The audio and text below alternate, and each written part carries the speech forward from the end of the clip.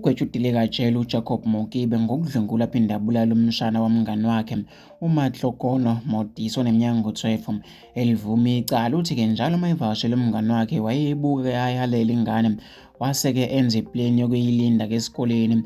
Wayikhohlisa wathi-ke uthunywe umalume wayo wathi-ke akayilande noma-ke akayilande baye la kukhona umndeni wabo.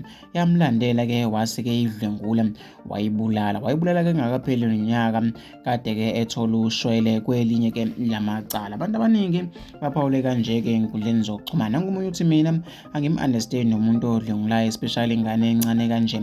I mean lapha-ke emakini-ke kunamantombazane okungadingi nokuthi ushele-ke uthenge i-6-pack yesavana nje kube-ke sekulungile. Njalo-ke ngale kwesitori manje yini-ke oyizwayo enganeni kuthini nje isiyikhala kicolisa ingonanga kizwa ubuhlungu. Yeyi Jesu, siyadinga-ke ukujula amakholwa sike sikhuleke siqinise-ke sifune kubuso bukaNkulunkulu yena kuphela ongaba-ke nesixazululo la ngoba-ke uthe nasiphi isimo siyaguqa-ke egameni lakhe.